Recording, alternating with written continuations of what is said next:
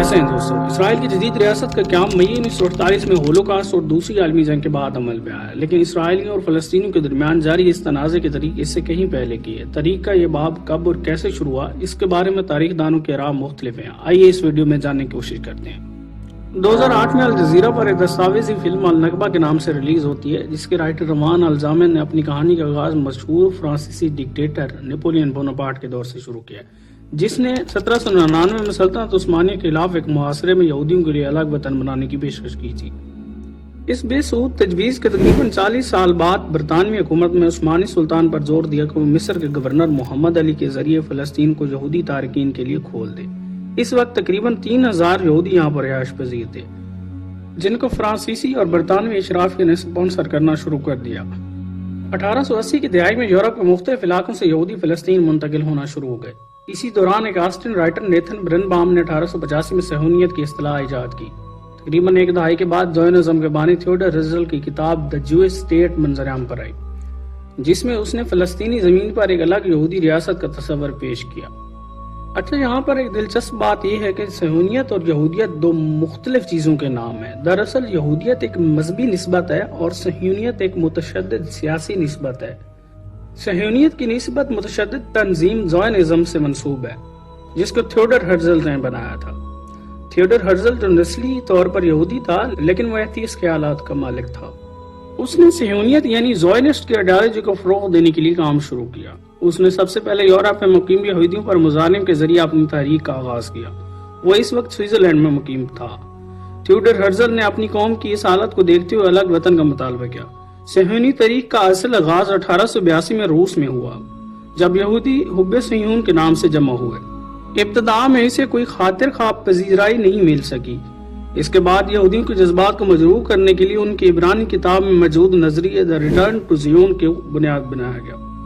اس نظریے کو اتنی پذیرائی ملی کہ اگلے برس یعنی 1897 میں بہت سے انتہا پسند یہودی ہرزل سے مل گئے۔ 1897 میں باسل سوئٹزرلینڈ کے مقام پر پہلی صہیونی کانگریس منعقد ہوتی ہے، جس سے زائونسٹ موومنٹ کا باقاعدہ طور پر آغاز ہوتا ہے۔ بانی صہیونیت ہرزل اپنی کتاب میں تحریر فرما ہے کہ میرا ایمان ہے کہ حیرت انگیز یہودی نسل وجود میں آئے گی، یہودی پھر سے عروج حاصل کر لیں گے۔ میں اپنے ان الفاظ کو دہراتا ہوں، وہ یہودی جو اپنے ایک ملک کا خیال رکھتے ہیں وہ حاصل کر لیں گے۔ آخرکار ہم اپنی زمینوں پر چین سے فوت ہو سکیں گے۔ ہماری آزادی دنیا کی آزادی ہوگی اور ہماری دولت دنیا کی دولت ہوگی۔ کتاب دی جوئش اسٹیٹ کے اختتامی الفاظ۔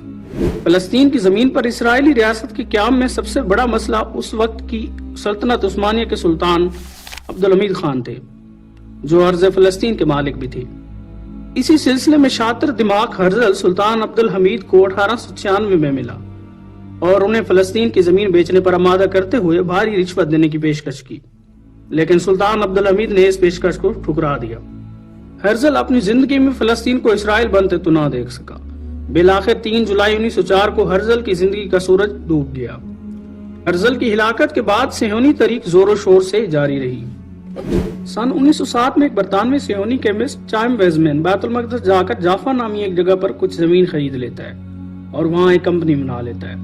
1910 تک شمالی فلسطین کے علاقے مرز بن عامر میں تقریباً 1 ایکڑ جتنی زمین حاصل کر لیتا ہے، جس کی وجہ سے مجبوراً مقامی کسانوں کو اپنی زمین یہودیوں کو رہنے کے لیے دینی پڑتی ہے۔ 20ویں صدی کی برٹش امپائر کو جب نظر آیا کہ مصر میں آزادی کی تحریک کو دبانا مشکل ہے اور اسے اب وسطی ایشیا میں اپنے مفادات کو بچانے کے لیے خطے میں کسی متبادل جگہ کو ڈھونڈنا پڑے گا، تو اس کی نظر فلسطین پر پڑی۔ شاید پہلی جنگ عظیم اور سلطنت عثمانی کا خاتمہ فلسطینی زمین پر قبضے کا آغاز تھا۔ عثمانی سلطنت، جو کہ ایشیا، افریقہ اور یورپ میں ایک مضبوط قوت تھی، پہلی جنگ عظیم کے بعد اس کا شیرازہ بکھر گیا تھا اور اسے یورپ کا مرد بیمار کہا جانے لگا تھا۔ پہلی جنگ کے بعد ڈیوائیڈ اینڈ رول کے تحت یورپ کی تمام 9 آبادیاتی قوتوں نے سلطنت عثمانیہ کو بانٹ لیا۔ برطانوی حکومت نے ڈیوائیڈ اینڈ رول کو مد نظر رکھتے ہوئے مکہ اور حجاز کے حکمران حسین بن علی پر زور دیا کہ وہ سلطنت عثمانیہ کے خلاف کھڑے ہوں۔ یہ بغاوت سلطنت عثمانیہ کے تابوت میں آخری کیل ثابت ہوئی۔ پہلی جنگ عظیم کے دوران 2 نومبر 1917 کو بدنام زمانہ بلفور ڈکلیریشن ہوتا ہے، جسے یہودی رہنما روتھشائلڈ اور برطانوی وزیر خارجہ بلفور مل کر سائن کرتے ہیں۔ اس طرح یہودیوں کے لیے باقاعدہ ریاست کے قیام کا اعلان کیا گیا۔ جنگ ختم ہونے کے بعد لیگ آف نیشنز نے فلسطین پر برطانوی قبضے کو تسلیم کیا، جس سے یہودیوں کے لیے رسائی میں آسانی ہو گئی۔ 1922 میں یہودی مقامی آبادی کا تقریباً 12%، 1931 میں 17% اور 1944 میں 31% ہو گئے۔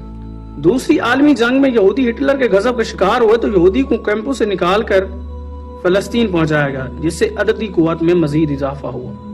1937 میں جب فلسطین تقسیم کرنے کی بات آئی تو قائد اعظم محمد علی جناح نے سخت مذمت کی۔ دوسری جنگ عظیم ختم ہونے کے بعد جب یہودیوں کو لاحق ہولوکاسٹ کا خطرہ بھی ختم ہو گیا تھا، برطانیہ نے فلسطین کے معاملے کی ذمہ داری اقوام متحدہ پر ڈال دی۔ اس وقت یونائیٹڈ نیشن کے تقریباً 56 ممبر تھے۔ ووٹنگ کے لیے کمیٹی کی تشکیل دی گئی، معاملے کو جنرل اسمبلی بھجوایا گیا۔ تقسیم کے سوال پر ووٹنگ ہوئی تو 33 حق میں اور مخالفت میں صرف 13 ووٹ پڑے، جبکہ 10 ارکان نے ووٹنگ میں حصہ ہی نہ لیا۔ آخر 14 مئی 1948 کو اسرائیل کا قیام عمل میں لایا گیا۔ حیرت کی بات یہ ہے کہ قیام کے تقریباً 10 منٹ بعد امریکہ اور 15 منٹ بعد سوویت یونین نے اسے تسلیم کر لیا۔ قیام اسرائیل کے فوراً بعد ہی عرب اسرائیل جنگ شروع ہو گئی۔ عرب نے زیادہ قوت کے باوجود بھی انہیں اسرائیل سے شکست ہوئی۔ اس کے بعد ہونے والے حالات نے اس مسئلے کو مزید پیچیدہ کر دیا، جیسے 1956 کے سوئس کنال کرائسس، 1967 کی عرب اسرائیل وار، 1973 میں بھی اسرائیل کے ساتھ جنگ ہوئی مگر بے سود، حالات مزید کشیدہ ہوئے۔ بیچ میں بہت سے ایسے واقعات ہوئے جن کو ایک ویڈیو میں سمرائز کرنا ذرا مشکل ہے۔